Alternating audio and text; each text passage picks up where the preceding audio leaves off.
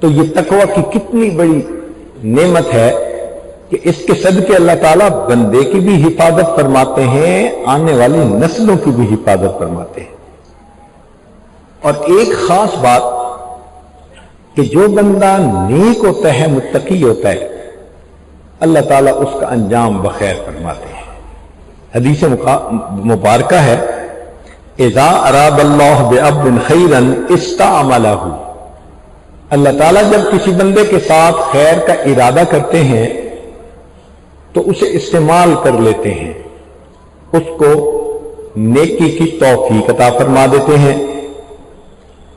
فقیل، پوچھنے والوں نے پوچھا، کیف یستعملہ یا رسول اللہ، اے اللہ کے حبیب صلی اللہ علیہ وسلم اس کو کیسے اللہ تعالیٰ استعمال فرماتے ہیں؟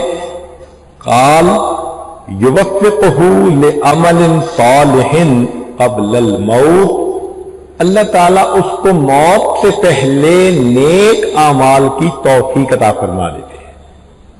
اس کی صورت میں دیکھیے کہ جو شخص مسواک کی پابندی کرتا ہے تو اس سنت کے فوائد میں سے ایک یہ ہے کہ جب اس کی موت کا وقت آتا ہے تو ملک الموت آتے ہیں، اس بندے کو بتا دیتے ہیں کہ تیری موت کا وقت قریب ہے، شیطان کو مار کر دور بھگا دیتے ہیں اور اس بندے کو کلمہ پڑھنا یاد دلا دیتے ہیں۔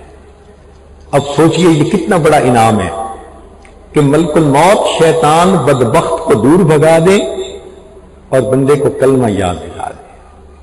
تو جو بندہ اللہ کو پسند ہوتا ہے پھر اللہ تعالیٰ اس کا انجام اچھا کر دیتے ہیں، اس کو نیک اعمال کی توفیق دے دیتے ہیں۔ چنانچہ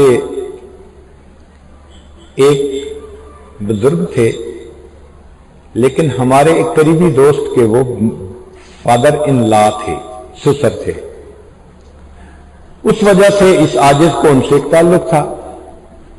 بس ان کی ایک چاہت تھی، ہر سال حج کرنا اور رمضان المبارک میں مسجد نبوی کے اندر اعتکاف کرنا۔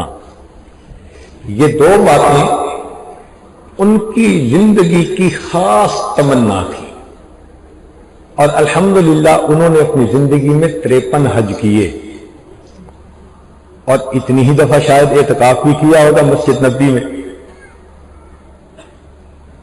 ان کی چاہت یہی تھی، جیسے ہوتا ہے نا ہر بندے کی ایک تمنا ہوتی ہے، بس تمنا یہی تھی۔ دعا مانگتے تھے کہ اللہ آخری وقت میں مجھے جنت بقیع میں دفن ہونے کی سعادت عطا فرما دے۔ اللہ نے ان کی دعا ایسے قبول کی، حیران ہوتے ہیں، رمضان المبارک کا مہینہ، آخری عشرہ، اعتکاف کی حالت میں ریاض الجنہ کے اندر باوضو ہیں، عصر کی نماز کی نیت باندھی ہے، جب دوسری رکعت کے سجدے میں گئے تو روح پرواز کر گئی۔ اب بتائیں کتنی سعادتیں اللہ نے اکٹھی فرما دی۔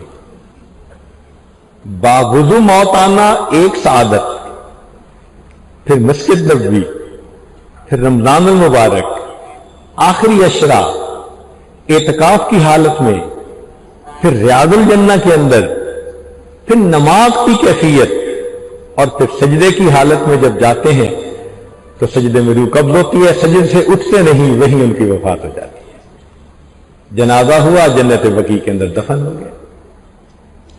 تو جو بندہ اللہ کو پسند ہوتا ہے پھر اللہ اس کا انجام اچھا کر دیتے ہیں۔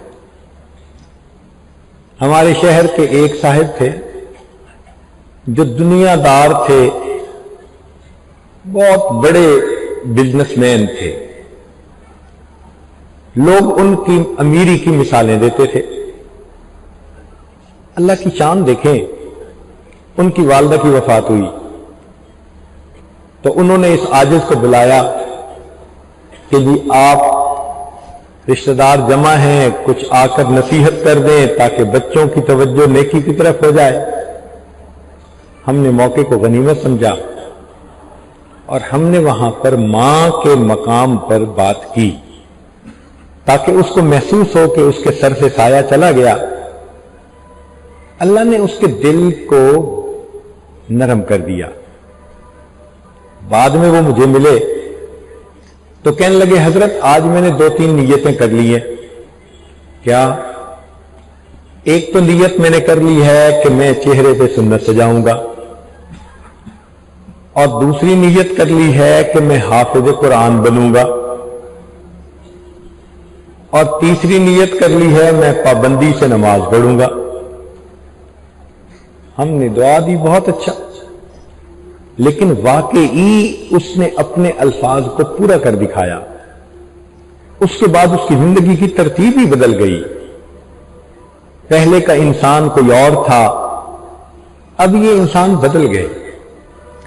اتنا نماز کا اس نے اہتمام کیا کہ ایک عالم کو اس نے اپنی کمپنی میں جاب دی کہ آپ کا کام ہے میں سفر حضر جہاں بھی ہوں وقت پہ مجھے جماعت سے نماز پڑھائیں۔ تو وہ عالم جماعت کرواتے اور یہ پیچھے نماز پڑھتا۔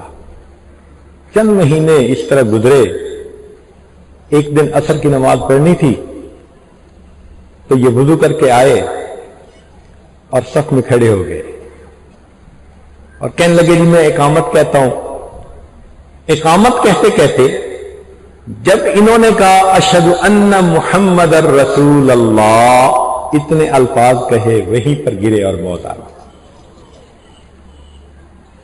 زندگی دیکھو کیسے گزری، مگر سچی توبہ اللہ کو پسند آ گئی۔ اللہ نے دیکھو کہ موت کیسی دی کہ نماز کی اقامت کہتے ہوئے کلمہ پڑھ رہے ہیں اور اس دنیا سے جا رہے ہیں۔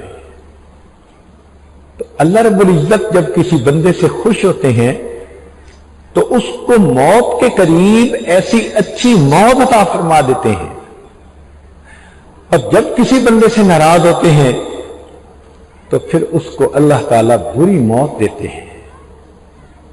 چنانچہ ایک مرتبہ ایک علاقے میں جانا ہوا، وہاں ایک وکیل صاحب سے ملاقات ہوئی۔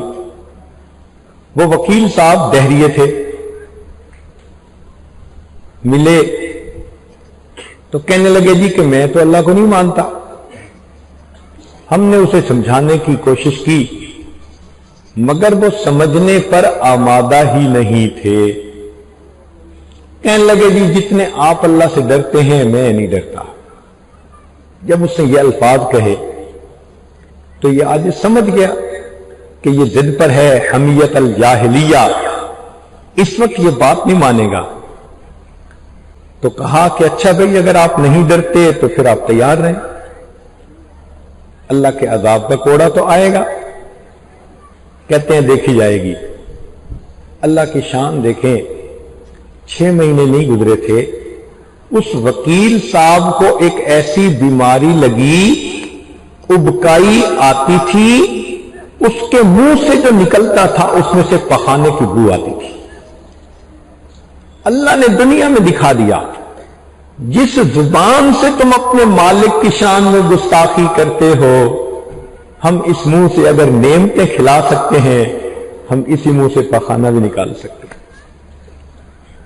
میں نے ایک ڈاکٹر کو بتایا تو اس نے بیماری کا نام مجھے بتایا کہ حضرت اس بیماری کا یہ نام ہے، اس میں انسان کا سسٹم اس طرح ہوتا ہے کہ منہ سے جو نکلتا ہے اس میں پخانے کی بو ہوتی ہے۔